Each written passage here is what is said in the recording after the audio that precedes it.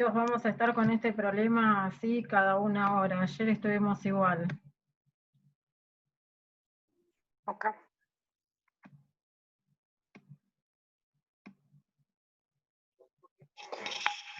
Profe, ¿está cómoda haciendo así, manejando el Power, o quiere que le indique para que nosotros compartamos? No, no te hagas problema. Bárbara. Uy, Esperen que termino de aceptar a los chicos.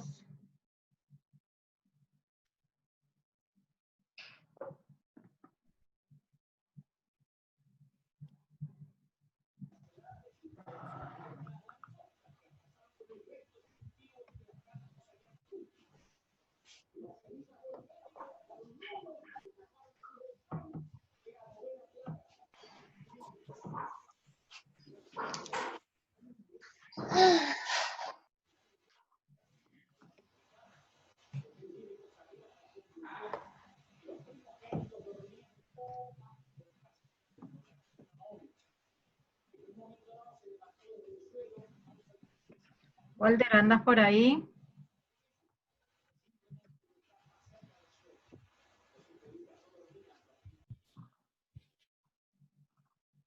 Walter, Hola, ¿sí? ¿Me escucha?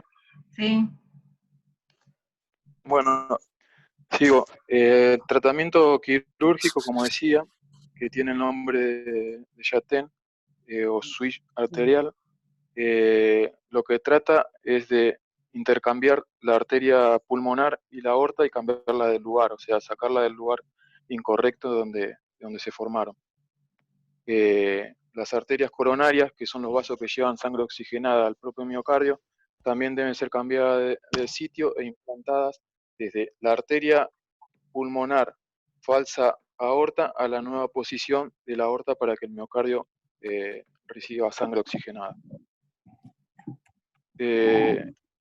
La técnica sería esa. Después, cuando termina el procedimiento, el seguimiento del paciente es continuar un tratamiento si es que lo precisa. Se hace la profilaxis de la endocarditis bacteriana, se lo incorpora a una vida lo más habitual posible, se presta atención al calendario de vacunación y se hace revisión en el centro quirúrgico. Cabe agregar que la atención la atención de esta enfermedad es constante y siempre tiene que estar bajo supervisión, bajo observación.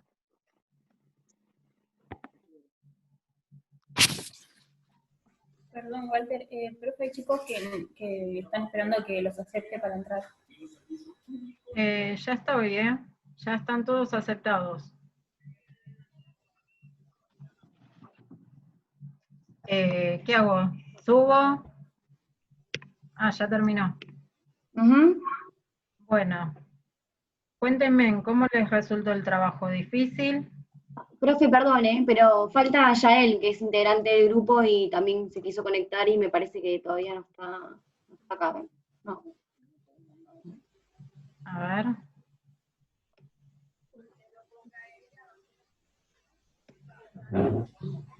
No me figura la solicitud de Yael. Ahí le digo, a ver.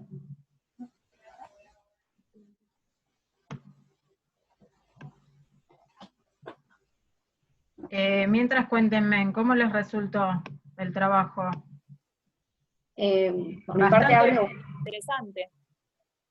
Era difícil quizás, pero nos pareció bastante claro exponerlo así y lo entendimos de este modo.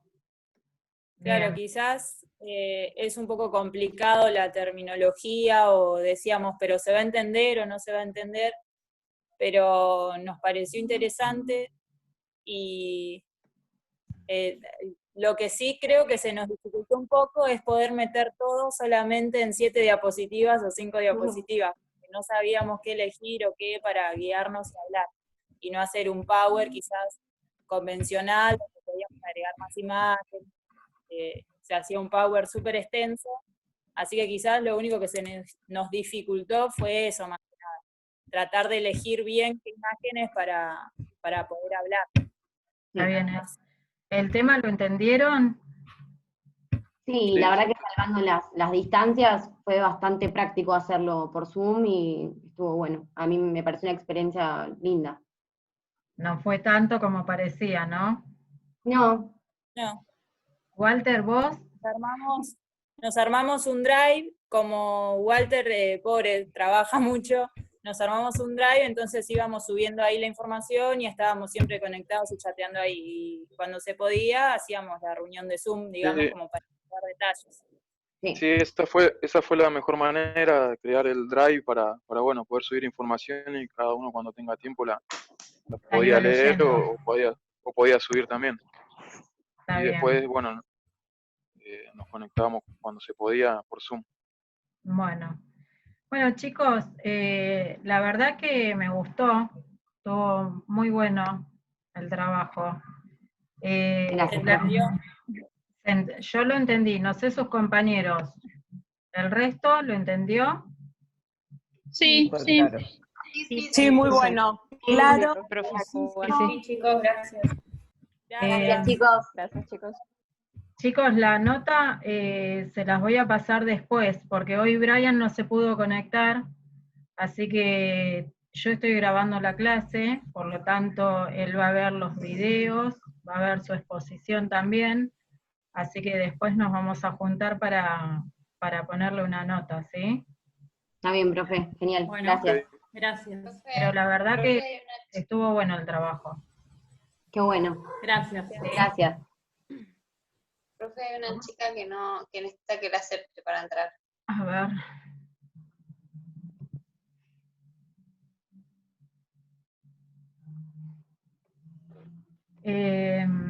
Grupo número 2, Caso Luis, Da Costa Ferreira, Espínola Eumelio y Olivares Sosa, Zambrana Jocelyn. Sí. Sí, profe. Sí, profe. ¿Están todos? Sí. Sí, acá estamos. Creo que sí. Bueno. ¿Quién subió el Power? Así entro a abrírselo. Todos. ¿A todos? Sí, todos. Muy bien.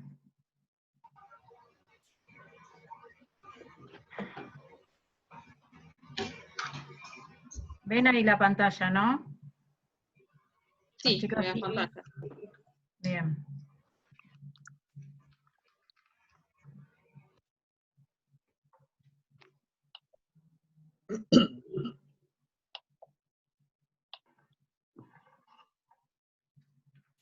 Esperen que me está abriendo.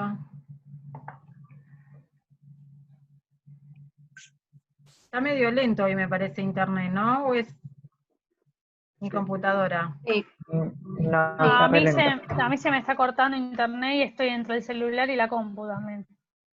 También. Sí, anda muy mal.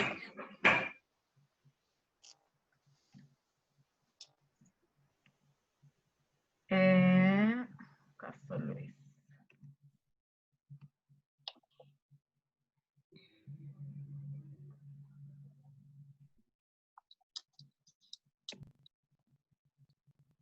Vayan contando, ¿de qué tema van a hablar? Estenosis pulmonar. Estenosis pulmonar, muy bien.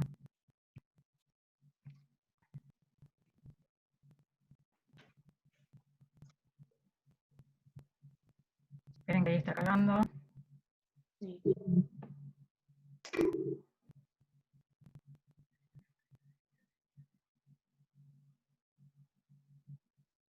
¿Cuál es el primero o el segundo? Porque yo ya abrí uno, pero me parece que es el segundo.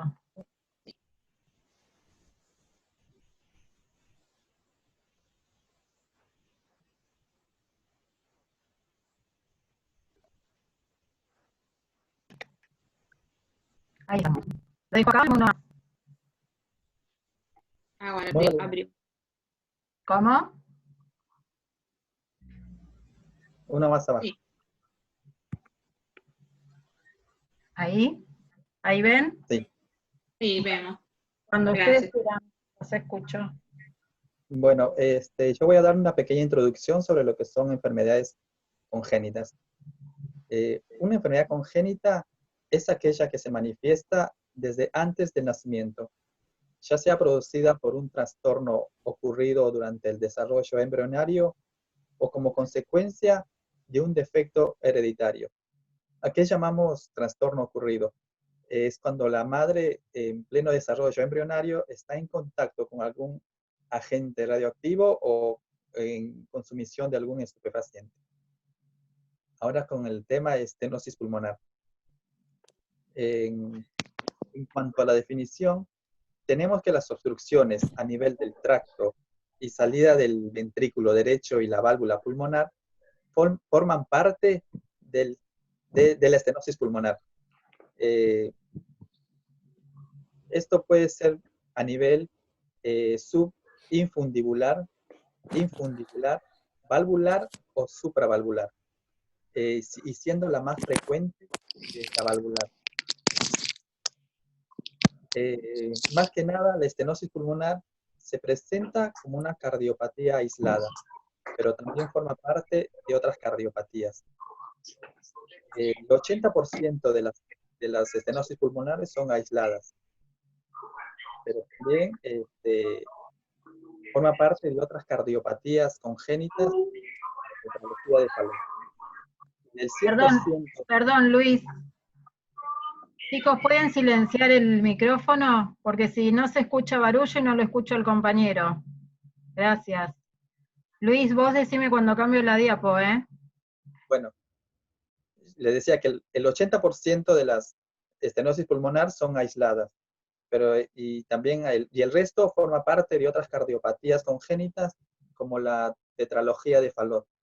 Y del 100% de las cardiopatías congénitas, del 7 al 12% son estenosis pulmonar. Ya voy a cambiar.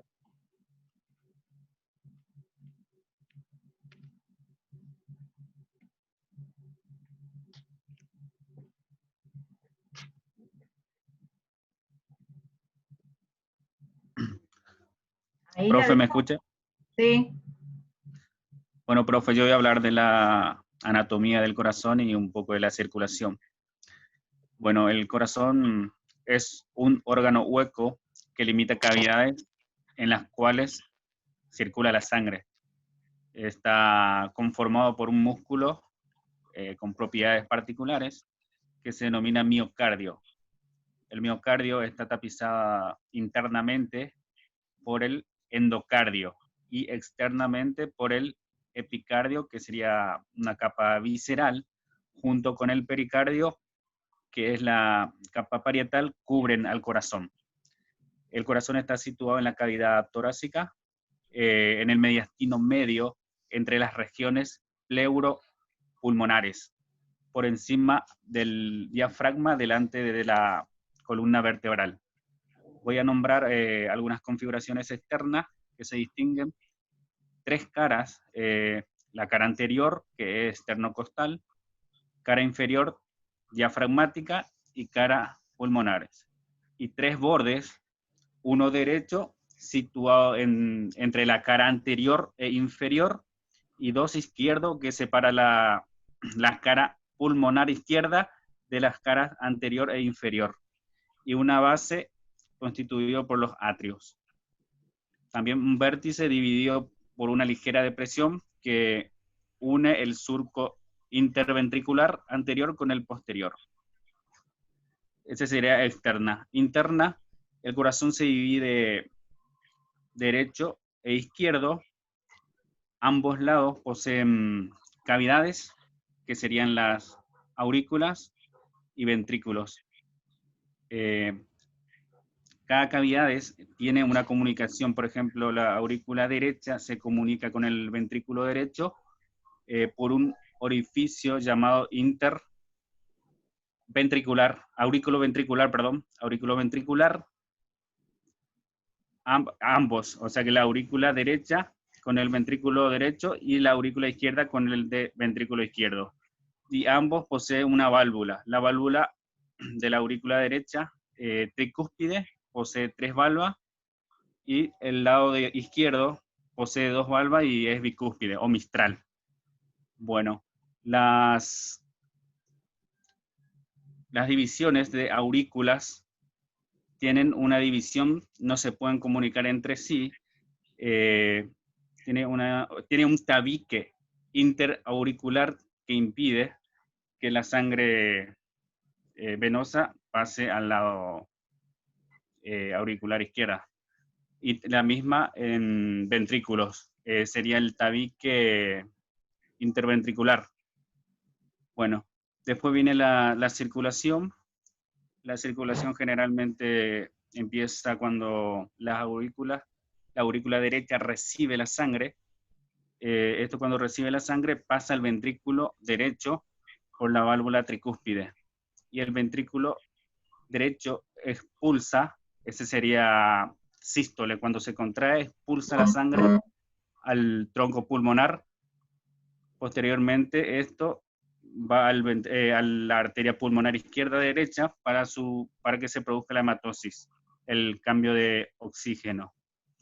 Esto vuelve a la aurícula izquierda por las venas pulmonares y pasa al ventrículo izquierdo por la válvula mitral para que se expulse posteriormente a la arteria, y esto se distribuye a todo el organismo. Y luego vuelve, después de que se reparte todo el organismo, vuelve como sangre venosa a la aurícula derecha. También es importante destacar que cuando sale la sangre oxigenada de la aurícula izquierda a todo el organismo hasta la aurícula derecha, se llama circulación mayor o sistémico, y desde la aurícula derecha, o sea, dentro de las cavidades del ventrículo izquierdo al pulmonar, y del pulmonar regresando oxigenadamente a la aurícula izquierda, circulación menor. O sea, se produce intercambio gaseoso dentro, o sea que es una circulación corta. No sé si se entiende, profe. Sí, sí.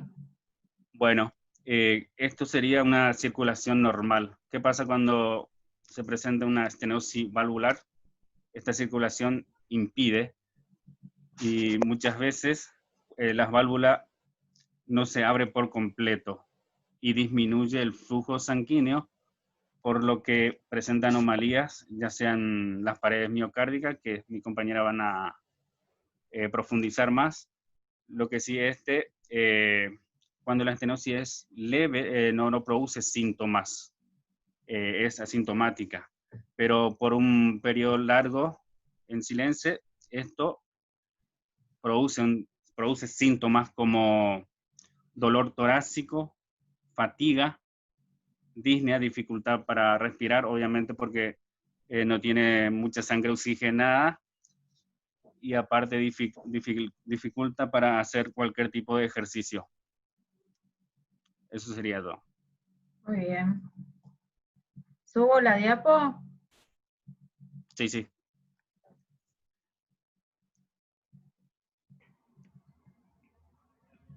¿La dejo ahí? Sí, profe.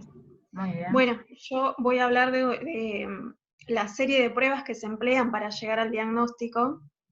Si el médico durante un control de rutina escucha un soplo y sospecha que puede ser estenosis pulmonar, va a emplear una serie de pruebas para confirmar el diagnóstico. La imagen de la derecha es una ecocardiograma. Ese estudio sirve para revisar la estructura de la válvula, la ubicación y la gravedad. La imagen del medio es un electrocardiograma. Ese estudio ayuda a determinar si la pared muscular del ventrículo se ha engrosado. Y también puede ser un cateterismo cardíaco, que este estudio es solo si el médico sospecha que el paciente va a necesitar una valvuloplastía con balón. Y otras pruebas que se pueden hacer son resonancia magnética o tomografía computada. Bueno, después el tratamiento se clasifica en leve, moderado o grave.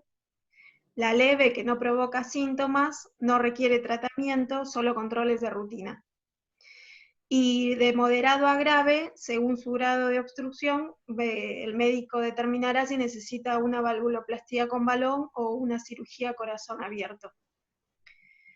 Bueno, después los trastornos y factores de riesgo, si el paciente puede tener aparte de esto síndrome carcinoideo o fiebre reumática. Y bueno, ahí baja la diapositiva, profe.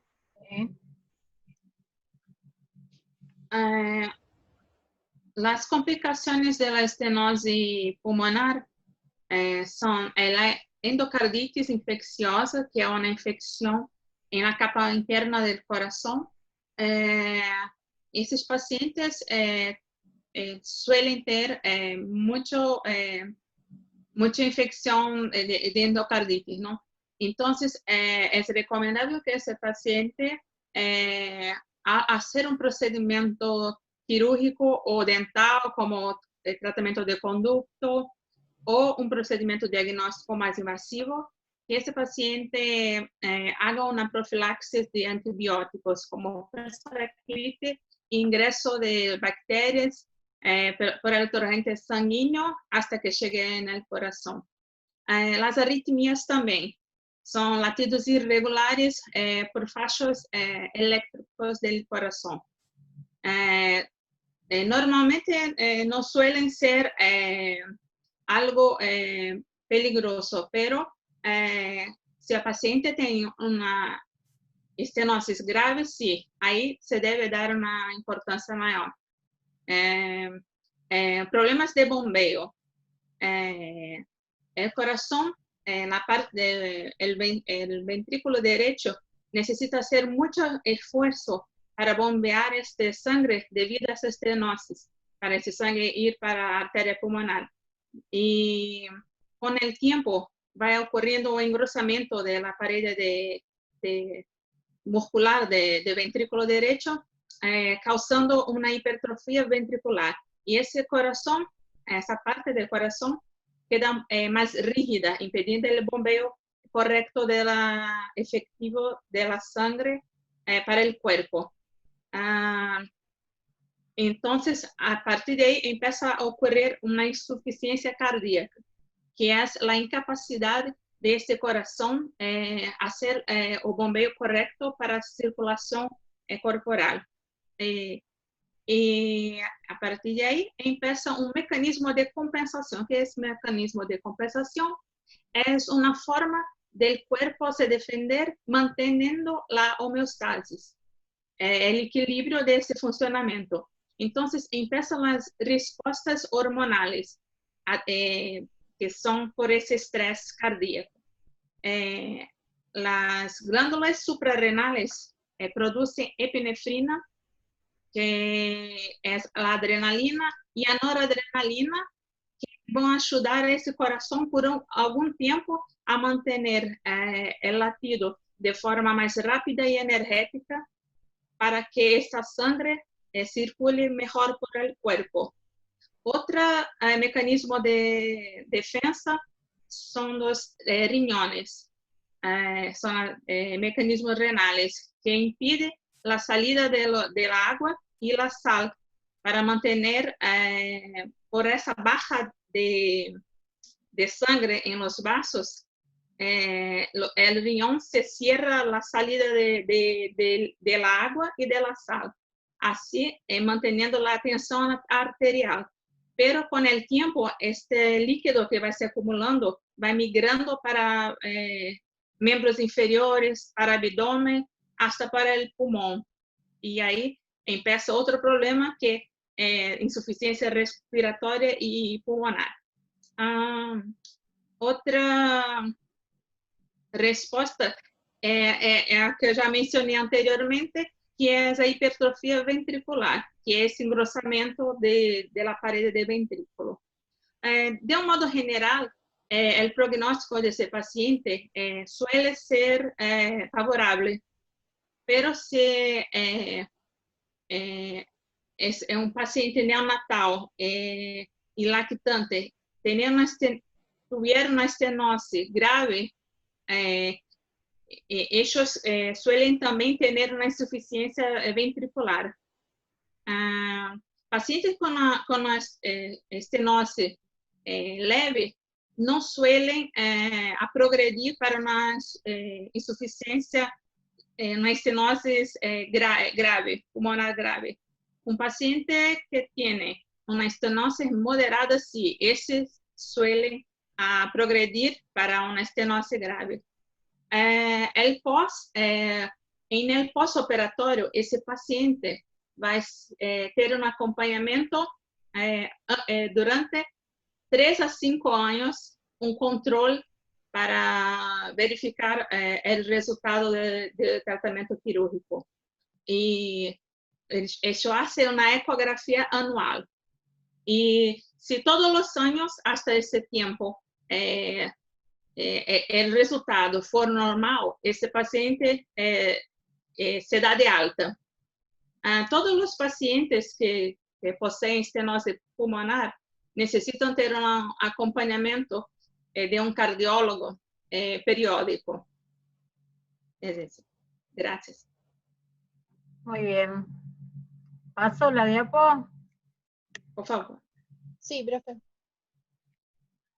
Bueno, como tenemos acá, voy a decir más o menos lo que vimos, tema como una conclusión de que generalmente en esta patología el 80 y el 90% de, como es congénita, los recién nacidos vienen con un 80 y 90% con esta patología, ¿sí? Y el 20 y 30% tienen una cardiopatía congénita ya como más agravada, ¿sí? Como decía Roxana, por ejemplo, tenemos 3 niveles: el leve, el moderado, o sea, el moderado y el grave. Solo el moderado y el grave pueden empeorar. La etapa primaria, digamos, que es la que no empeora, ¿sí? Jocelyn, perdón que te interrumpa. No Sí, te veo sí. la cara. Ahí, disculpe, profe. Ahí, a ver. Estaba cargando el celular para que me puedan ver. Ahora sí, ahora sí. Ahí va. Listo. Bueno, no sé si me escuchaban bien. Sí, sí. Perfecto. Bueno, esto afecta tanto a hombres como a mujeres por igual, ¿sí? La edad donde se presenta suele ser temprana, porque como es congénita, se puede ir viendo a medida de los análisis que fueron diciendo los chicos, mediante los soplos, ¿sí? Se va viendo dónde está enfatizada, digamos, el problema valvular. Pero bueno, durante el periodo neonatal y lactal es donde más se da el diagnóstico presuntivo. Como sabemos, la estenosis valvular se acompaña con una obstrucción que genera una dificultad al paso de la sangre del ventrículo derecho a la arteria pulmonar, ¿sí? Pero aumenta su flujo sanguíneo y da como resultado la hipertrofia de las paredes musculares, ¿sí? del ventrículo derecho. Entonces, este esfuerzo que se ejerce al corazón es el que hace que los pulmones se forme como una obstrucción, ¿sí? Después, bueno, después del tiempo va pasando en nuestros pacientes, el inicio de la hipertrofia del ventrículo derecho, la cual por el tiempo que pasó, se proporciona como una fuerza o como una dureza de las paredes, en la cual le cuesta pasar la sangre del ventrículo derecho a la pulmonar. Bueno, no sé si bueno, ahí. Bueno, el tema es que lo que nosotros vimos es que la estenosis pulmonar es más asociada grave, ¿sí? Se presenta como grave y acianótica en los neonatales, ¿sí? Cuando ya son los pacientes mayores, no se da esa situación de que sea cianótico. Nada, esa es nuestra conclusión. Muy bien. Bueno, muy bien, chicos. Estuvo bien el grupo, ¿sí? El tema estuvo bueno, así que, ¿ustedes cómo se sintieron? ¿Buscaron información? ¿Les costó? ¿Les resultó difícil? Nos resultó dinámico,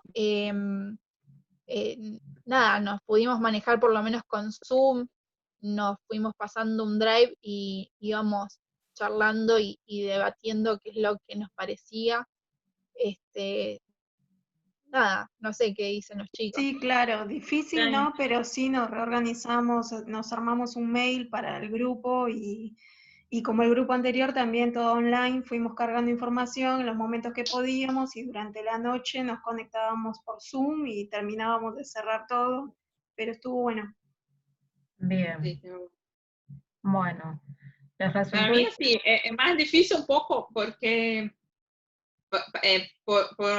para hablar, ¿no? Porque tengo un poco de dificultad todavía para manejar un poco las palabras y a veces eso me cuesta un poco, pero el trabajo estaba bueno, el grupo también estaba bueno y nos manejamos muy bien.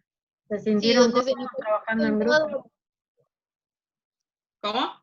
¿Se sintieron cómodos trabajando en grupo? Sí, estaba bueno, un Sí, gran sí. equipo. Muy bien.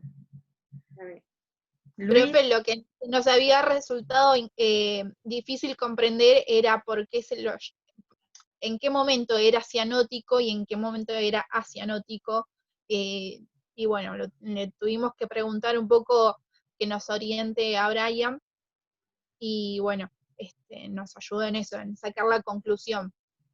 muy bien. Luis, ¿cómo te sentiste? Bueno, al comienzo estuvimos medio como perdidos, ¿viste? Porque teníamos que buscar el tema en sí, después tratar de dividirlo, que sea por partes iguales y buscar información, juntarnos por las noches, que casi todas no podían por sus diferentes actividades que cada uno maneja, pero en sí salió relativamente bien, creo No, yo. salió bien. Quédense Y tranquilos bueno, que salió bien.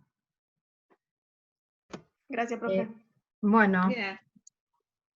muy, Gracias, muy, profe. muy buen trabajo. La verdad que me vienen sorprendiendo. Yo creí que después del sábado pasado que se hicieron tanto problema, dije, este sábado va a ser un desastre.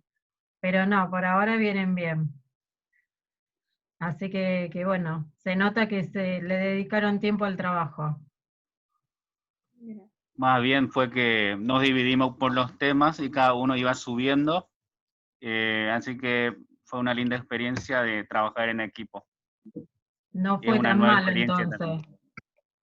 Sí, bastante bien. Bueno, me alegro. Bueno, Profe, grupo 3, nosotras. muy Si bien. quieren entrar, Evito Eliana, Álvarez Yamila, Esteche Belén. sí, al de familia ¿Cómo? Profe, se está por cortar igual, Sí, volvemos a conectarnos, ¿sí? Sí. Bueno, Bueno, esperen que... ¿Subieron todas el Power? Lo subí yo, profe. Yamila. Yamila. Álvarez Yamila, sí. A ver.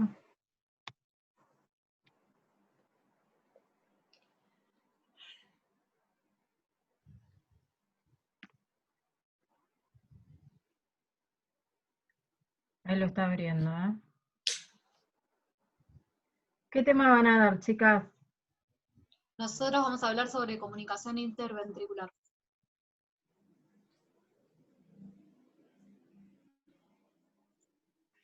No, este es el trabajo... Ese es el Word. Sí.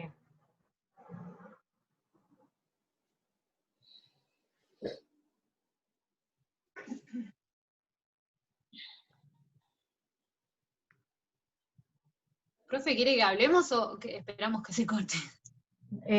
No sé cuánto queda, pero 4 minutos. No, a mí no me muestra acá. vayan hablando si quieren, chicas, así vamos ganando tiempo porque somos muchos grupos, ¿sí? Sí.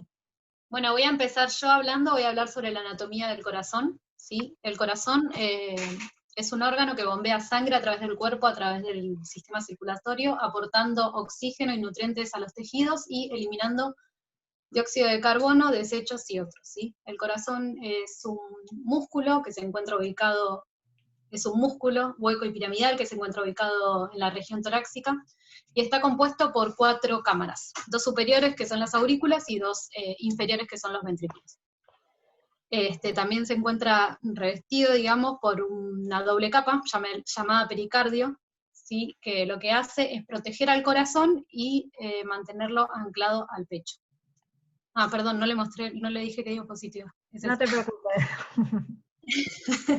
Bueno, entre la capa más externa, que es el pericardio parietal, y la capa más interna, que es el pericardio seroso, se encuentra ejecutando un líquido que lo que hace es lubricar al corazón entre las contracciones y los movimientos del pulmones y el diafragma. Dentro del pericardio encontramos la pared del corazón, que se organiza en 3 capas. La capa más externa es el epicardio, la capa intermedia es el miocardio, que es la capa muscular del corazón, y la capa más externa y fina, que es el endocardio, y que es la que se encuentra en contacto directo con la sangre que el corazón bombea dentro de sus cámaras. Como dijimos, el corazón no solamente, como dijimos, el corazón bombea sangre no solamente a los pulmones, sino también al resto del sistema del cuerpo, ¿no? Y para que no exista una regurgitación nuevamente hacia el corazón, tenemos presente un sistema de válvulas unidireccionales. Estas se pueden clasificar en 2 tipos, y son las válvulas atrioventriculares y las válvulas semilunares. Las válvulas atrioventriculares se encuentran ubicadas en el centro del corazón, comunicando las aurículas con los ventrículos. La válvula del lado derecho se llama válvula tricúspide, y la del lado izquierdo mitral o cúspide. Y después tenemos las válvulas semilunares, que las válvulas semilunares son las que se encuentran comunicando los ventrículos con las arterias. La válvula del lado derecho se llama válvula pulmonar, y la del lado izquierdo válvula aórtica. En algún momento, bueno, las cámaras se encuentran en uno de 2 estados. Un estado puede ser la sístole, que es cuando el corazón se contrae y lleva la sangre fuera de las cámaras, y el otro es la diástole, que es cuando las células del músculo se relajan y hace que las cámaras se llenen de sangre. Bueno, el corazón hace circular la sangre a través de 2 circuitos, perdón. Uno es el circuito pulmonar y el otro es el circuito sistémico. En el circuito pulmonar, la sangre parte desde la aurícula derecha hacia los pulmones como sangre desoxigenada a través de la arteria pulmonar, y vuelve al corazón ingresando por la aurícula izquierda como sangre oxigenada a través de las venas pulmonares. Y el circuito sistémico es en el que la sangre ya oxigenada parte del ventrículo izquierdo a través de la aorta, yendo a las arterias capilares, donde nutre y oxigena los tejidos, y vuelve como sangre desoxigenada a través de las venas, ingresando en la aurícula derecha. Sigue mi compañera Estech. Sí, ¿se me escucha bien? Sí. Bien. Bueno, yo voy a dar una introducción acerca de lo que es la patología en sí, que es la comunicación interventricular. Perdón. Sí. ¿Paso la diapo? Sí.